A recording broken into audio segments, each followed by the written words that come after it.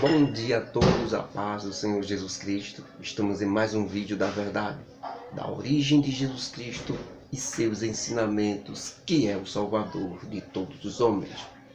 Irmãos, em nosso último estudo a respeito de Jesus Cristo e sua verdade, da vida completa, nós vimos as duas seitas religiosas, praticamente duas religiões, dois grupos religiosos do povo de Deus, que estudavam a Bíblia, disputando questões acerca da Bíblia, acerca dos ensinamentos de Deus, acerca daquilo que Deus queria. Então, uma é chamada de saduceus e a outra é chamada de fariseus. Os saduceus, em uma grande questão polêmica, eles diziam que não havia ressurreição dos justos. Já os fariseus dizia que existia sim ressurreição dos justos e os anjos. Os saduceus diziam que nem existia ressurreição do justo e nem existia anjos. Vejam bem, grupos religiosos da Bíblia, que se diziam seguidores de Deus, eles não viam na Bíblia prova suficiente para dizer que existia anjos. Isso mostra que muitos religiosos estão assim, desta forma, com a Bíblia na mão, lendo, mas parece que estão cegos, parece que não vê. Eles não acreditavam na ressurreição do justo e eles disputavam com outro grupo, que eram os fariseus. Ambos os grupos religiosos eram errados. Jesus Cristo tinha criticado os dois grupos, porque seguir religião, seguir costumes, seguir normas de homem é errado.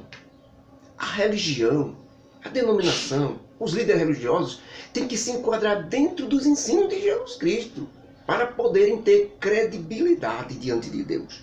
Sem isso, sua religião, seus costumes, suas formas de adorar a Deus, vai tudo para o beleléu. Não serve de nada. Se não estiver dentro dos ensinos de Jesus Cristo, acabou-se. Não adianta. Então esses dois grupos disputavam. E havia uma questão muito séria que com esta questão, os saduceus queriam provar definitivamente que não existia a ressurreição do justo. E eles levam essa questão até Jesus Cristo, que naquele momento era o mestre dos mestres. Não tinha ninguém, não tinha doutor da lei, não tinha sacerdote instruído na lei de Moisés, na lei de Deus, não tinha nenhum sábio. Tanto quanto Jesus Cristo, ninguém conseguia vencer Jesus Cristo, ninguém. Então eles levaram para a pessoa certa, para decidir a questão que nem eles mesmos, os que estudavam a Bíblia, conseguiam definir.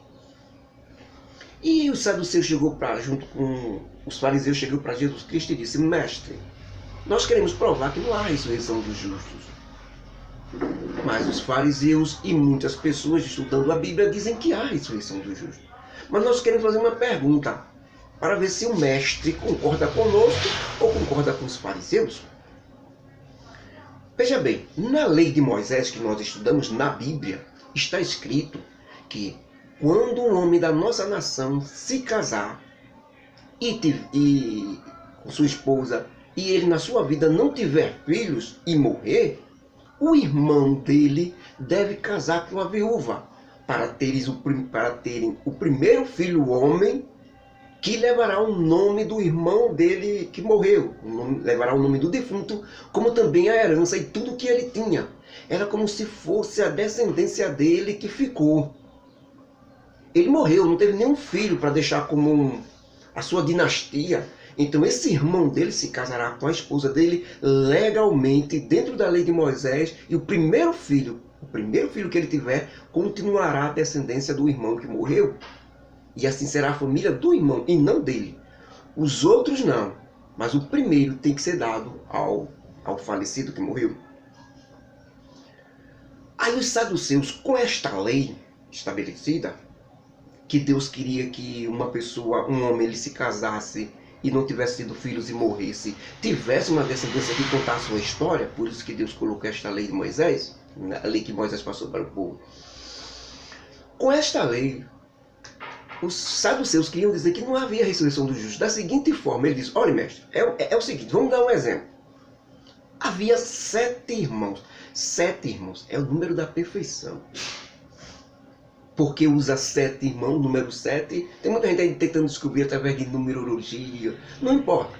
Sabe-se que 7 é o número da perfeição. Dentro da Bíblia, as coisas mais perfeitas sempre tem esse tom de número 7. O saduceu disseram a Jesus Cristo, na frente de todos, olha, havia 7 irmãos. O primeiro casou. O mais velho casou e não teve filhos e morreu. Então o segundo mais velho casou-se com a esposa. Também não teve filho e morreu. Também o terceiro, o quarto, o quinto, o sexto e o sétimo irmão. Todos morreram. Só tinham os 7 irmãos. E no final morre também a viúva, que casou com os 7 irmãos dentro da lei de Moisés. Pela lei de Moisés. Mas nenhum tiveram filhos. Se os saduceus disseram a Jesus Cristo, se existe mesmo ressurreição do justo, mestre, quando ressuscitarem na ressurreição do justo, nós não acreditamos, mas se existe mesmo, como os fariseus estão dizendo, na ressurreição do justo, de qual desses 7 irmãos a mulher será a esposa? Por quê? Ela se casou com os 7 irmãos dentro da lei de Moisés, legalmente, dentro dos conformes, naquilo que Deus estabeleceu. Mas não tiveram filhos. Na ressurreição do justo, de quem ela será esposa então? Dos 7? Uma questão muito difícil, tirada da Bíblia, e que se poderia levantar muitas controvérsias, mas nós estamos diante do Mestre Jesus Cristo. Então ele serenamente, apontando unicamente para os fariseus, disse, vocês não entendem a lei de Deus, vocês não entendem a Bíblia e não entendem o poder de Deus. Para saber tão logicamente isso, vocês erram e não chegam à solução lógica porque não conhecem as Escrituras direito. A Bíblia, apesar de terem elas, não estudam com amor, com cuidado, não têm um discernimento do Espírito Santo. Pois na ressurreição dos justos, ninguém vai pedir ninguém em casamento. Pois todos viverão e serão como os anjos de Deus, sem nenhuma necessidade de sexo, nem coisa material que nós temos aqui nessa vida agora. Acabou-se tudo. Precisa não. No céu não precisa de nada disso mais. Quem disse essa história de que vai ter marido, mulher, esposa, filho no céu? No céu não existe não, isso não. No céu é tudo gozo, paz, prazer e felicidade diante de Deus. Você não precisa de sexo, você não precisa estar, como muitas pessoas, atrás de drogas para poder sobreviver. Tem gente que transforma pessoas, né? Só vive por causa daquela pessoa, só vive por causa daquilo, só vive por causa daquele outro. No céu isso não vai existir, não. No céu a pessoa terá prazer, fonte dentro dele mesmo. Sem precisar de necessidade de nada, nem de ser ninguém. Só adorando a Deus, só diante de Deus. Hoje o marido depende da mulher, a mulher depende do marido, o filho depende do pai, o pai muitas vezes depende até do filho quando fica mais velho. Certo? Mas no céu não existe mais essa dependência não, acabou-se. Todos terão prazer, paz e felicidade. Não precisarão dessas coisas que afastam os homens de Deus aqui na terra, nesse momento. Não precisarão de nada disso. Por isso que vocês erram, e erram feio.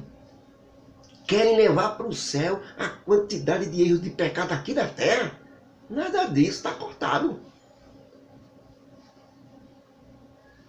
De boca aberta todo mundo, sem esperar algo dessa magnitude, que foi surpresa para todos eles. Os líderes religiosos, os fariseus, os saduceus, todos eles ficaram completamente, todo o povo que estava ali, os discípulos de Jesus, os apóstolos, tudo admirado.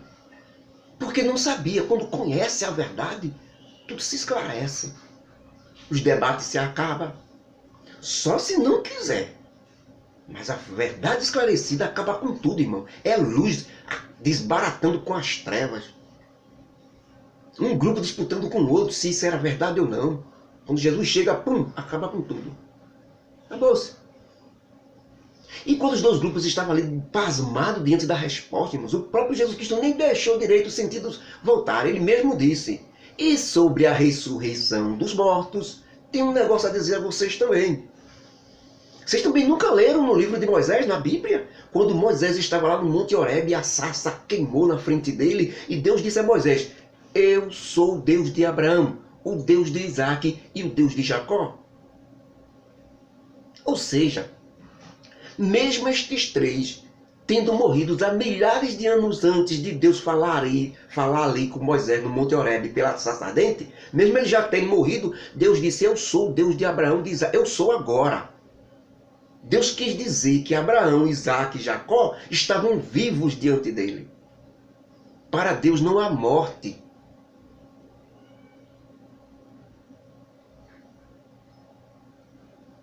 Entrando na mente. Para Deus não há morte. Todos estão vivos diante de Deus.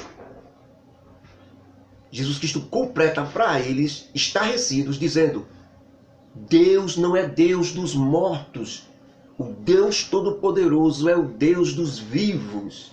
Porque todos estão vivos diante de Deus. Ok? Cemitério, defunto, é lugar e local para quem vai que está morto também. Porque morte é com o diabo. Cemitério é com o diabo. Não é com Deus. Deus não é o Deus de morte. Deus é o Deus de vida, de luz. O que está morto ali, o que está ali é o corpo da pessoa em espírito e alma que um dia possuiu e viveu nele. Está ali apodrecendo no cemitério, não presta para mais nada, não serve. Não é a pessoa que está ali, é o corpo, a capa que está se estragando. Quem vai atrás disso é morto também, disse o próprio Jesus Cristo. Deixe os mortos enterrar seus mortos. Deixa quem quiser ir atrás de morto. Quem tem Deus, quem vive com Deus, vai atrás de vida. Não vai atrás de corpo de morto, não. Mas é o meu pai, é a minha mãe. Não é mais ele, não. É só a capa que restou, que está se estragando ali. O diabo é que gosta disso. De morte, de cemitério. Mas quem é seguidor verdadeiro de Jesus Cristo não vai para cemitério, não. Sempre olha para o céu. Porque todos aqueles que serviram o Senhor e aceitaram Jesus Cristo como Salvador estão vivos diante dele. Não tenho nada com cemitério. Corpos estragados de mortos. Quem tem coisa com isso é o diabo. Meu negócio é com vida, com Deus. Cada vez mais, irmãos, eles estavam ali estarrecidos e descobrindo coisas que eles nunca viram antes. Deus não é Deus dos mortos, Deus é Deus dos vivos. O respeito que tem que se ter com um pai ou com uma mãe que faleceu é o respeito em memória, não é o respeito em corpo, não. Corpo não serve mais. Esse corpo aqui, meu, depois que descer vai se apodrecer, não serve para ser venerado, nem acender vela, nem fazer coisa nenhuma, não presta para nada, porque eu estou dentro deste corpo. Eu vou sair de dentro dele, estarei diante de Deus. O corpo para nada presta mais. Quem vai atrás de corpo morto não tem nada com Deus. Nessa hora, irmãos, fariseus jubilaram. Os fariseus em cima dos saduceus. Por quê? Porque Jesus Cristo comprovou que havia a ressurreição do justo, sim. Há a ressurreição do justo, sim. Só que lá viverão como os anjos de Deus. Não tem necessidade de casamento, não tem necessidade de pai, de mãe, de filho, de família enquanto estiver aqui na terra. Esse termo família, pai, mãe, filho, lá no céu acaba tudo isso. Lá são todos como os anjos diante de Deus. São todos um só. Não vai ter mais reprodução de nada, não. Vai ter mais filho, não vai mais nascer, não. Não vai ter mais nada disso, não. Só os salvos viverão com Deus por toda a eternidade. Essa necessidade mesquinha de sexo só é aqui na terra, por causa do seu corpo. Agora, se o seu corpo, para que você precisar de sexo, de nada? Você precisa se alimentar de comida aqui da terra, dessas coisas, não vai precisar nada disso, não. Tudo é em tom espiritual. Acabou-se isso tudo. É só paz, alegria, prazer por toda a eternidade. Agora, quem não quiser negócio com Jesus Cristo, aceitá-lo como Salvador, aí também terá essa eternidade também. Só que em sofrimento e dor, afastados de Deus. Mas mesmo depois dos fariseus ficarem contentes e disserem assim para Jesus: Mestre, disseste bem. Por quê? Porque Jesus confirmou que há a ressurreição dos justos. E os saduceus ficaram calados. Mas Jesus já criticou os fariseus porque eles faziam muitas coisas erradas. Apenas nesta questão estavam certos, que havia a ressurreição dos justos. Então um grupo religioso pode até estar certo numa questão, mas pode estar errado em várias. Certo? Então o correto é seguir tudo que Jesus Cristo ensina. Não é só uma questão não. É se enquadrar dentro do Evangelho. Denominação, religião, instituição religiosa, não pode ter somente uma coisa certa. Não pode, tem que se consertar as outras. Enquadrar tudo dentro do Evangelho de Jesus Cristo. Mas depois eles ficarem contentes de ter concordado com eles no assunto da ressurreição dos justos, um dos religiosos fariseus, os que haviam vencido a questão, maravilhado da sabedoria de Jesus Cristo, resolve testá-lo pessoalmente e pergunta a Jesus Cristo: Mestre Jesus Cristo, realmente o Senhor respondeu de uma sabedoria que a gente nem imaginou. Agora me diga uma coisa. Qual o grande mandamento da lei de Deus, da Bíblia Sagrada? Jesus Cristo, com toda a autoridade, responde logo a ele. O primeiro grande mandamento é: ouve Israel, o Senhor nosso Deus é o único Senhor. Amarás, pois, ao Senhor teu Deus de todo o teu coração, de todo o teu entendimento, de todas as tuas forças, de todo o teu ser. Este é o primeiro e grande mandamento. E o segundo mandamento semelhante a este é: amarás ao teu próximo como a ti mesmo. Quem cumprir estes dois mandamentos, cumpriu toda a lei da Bíblia, cumpriu toda a lei de Moisés, cumpriu todos os ensinos dos profetas e tudo aquilo que possa se aprender a respeito de Deus. Respondeu Jesus Cristo ao fariseu. Aquele doutor que havia testado Jesus Cristo ficou impressionado mais uma vez. Todo estudado na Bíblia, ele sabia dessas coisas, mas não cumpria. Sabia uma coisa, cumpria outra. Impressionado, muito impressionante, Mestre Jesus Cristo. Com muita verdade tu disseste que há um só Deus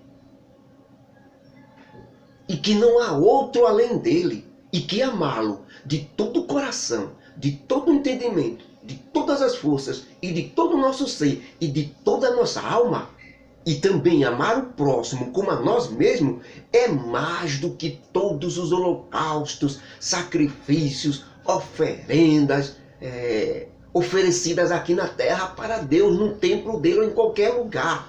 Toda bondade que nós possamos fazer é mais do que qualquer bondade que o homem possa fazer ao seu próximo, e muito superior a qualquer obra que o homem possa realizar para Deus. Essas duas coisas é maior do que tudo. Tu respondesse correto, mestre, disse o doutor da lei. Certo? Antes de fazer bondade, antes de fazer uma obra grande para Deus, antes de realizar qualquer coisa para Deus, eu tenho que ver primeiro se eu estou amando a Deus com toda a minha força, com todo o meu ser, com todo o meu coração. E se estou amando o próximo como a mim mesmo, ajudando, levantando, fortificando e nunca condenando. Depois dessas duas coisas é que eu posso realizar aquilo que eu acho que é grande obras para Deus. Sem essas duas coisas, tudo que você fez de sacrifício, oferta, todos os ritos que você cumpriu para Deus, não serve de nada. Foi isso que o doutor disse a Jesus Cristo. Jesus Cristo então olha para este doutor da lei e diz: doutor da lei, usaste palavra muito sábia. Essas palavras foram muito sábias que falaste. Já não estás muito longe do reino dos céus. Tu só precisa colocar em prática tudo isso que tu falasse. E dali por diante, irmãos, checkmate, ninguém mais ousou interrogar Jesus Cristo, nem perguntar sobre a lei a ele. Depois que Jesus Cristo estava já caminhando pelo templo de Deus, em Jerusalém, construído por Salomão, dessa vez, os religiosos não quiseram perguntar nada. Dessa vez foi Jesus Cristo quem perguntou. Olhou para eles e disse: de quem é filho o Messias, o enviado, o Cristo, para a nação de Israel e para salvar o mundo? De quem ele é filho? E os religiosos responderam e disseram: pela lei de Moisés ele é filho de Davi. Jesus Cristo, utilizando as palavras do próprio Davi, usado em um dos seus salmos. Davi foi que escreveu uma grande parte dos salmos que está na Bíblia. Rebate os religiosos dizendo: ora, se o Messias, o enviado de Deus, é filho de Davi, como vocês dizem Porque está o próprio Davi, no livro de Salmos, sendo usado pelo Espírito Santo, ele diz assim: disse o meu Senhor Deus ao meu Senhor o Cristo, o Messias, disse assim: assenta-te aqui do meu lado direito até que eu ponha todos os teus inimigos por tapete debaixo dos teus pés. Isso que Jesus Cristo falou, irmãos, está escrito no livro do Salmo, no Salmo 110, e o versículo 1. E Jesus Cristo terminou a explicação dizendo: ora, se o próprio Davi chamava o Cristo, o Messias enviado de Deus, de seu Senhor, porque foi Davi quem disse o meu Senhor Deus ao meu Senhor o Messias: assenta-te à minha direita até que eu ponha os teus inimigos por escabelo dos seus pés. Aí Jesus Cristo diz: se Davi chamou o Messias, o enviado, de Senhor, como pode ele ser o seu filho então? Com isso, irmãos, Jesus Cristo estava dizendo que o Messias, como filho, era apenas para identificar a linhagem do Messias, que seria a linhagem de Davi, e não filho de Davi. Na verdade, Jesus queria deixar bem claro para eles que ele era o filho de Deus, e era da descendência de Davi, mas era filho de Deus e não de Davi, coisa que eles não queriam aceitar, os religiosos, que Jesus era filho de Davi. Reconheciam os milagres deles, mas não reconheciam como Messias. E se reconhecessem, queriam que eles como filho de Davi, não como filho de Deus. Então Jesus Cristo era da linhagem de Davi, mas filho de Deus. Na verdade, ele queria deixar bem claro que ele era filho de Deus, era da descendência de Davi. Nesse momento fizeram um grande silêncio. Começaram a pensar, porque realmente Davi tinha falado isso, estava escrito na Bíblia, no Salmo. Eles não podiam desmentir Jesus Cristo, mas eles não queriam aceitar o fato de Jesus Cristo ser filho de Deus. E foi nesse momento que todos os religiosos reconheceram, depois de meditarem, que ninguém poderia interrogar Jesus Cristo, porque sua sabedoria ultrapassava tudo que era extraordinário. Que Deus nos abençoe, que Deus nos ajude, que Deus nos dê forças para interrogar Jesus Cristo, perguntar a Ele em espírito, em verdade, em oração, fazer Ele nos esclarecer seus ensinamentos, para não errarmos, porque Ele é luz e Ele dará luz a nós. A graça do nosso Deus, as consolações do Espírito Santo e o amor de Jesus Cristo esteja conosco, nos ajudando a estar nesta caminhada nos seus ensinamentos, para podermos ter direito à vida eterna. Em nome de Jesus. Amém.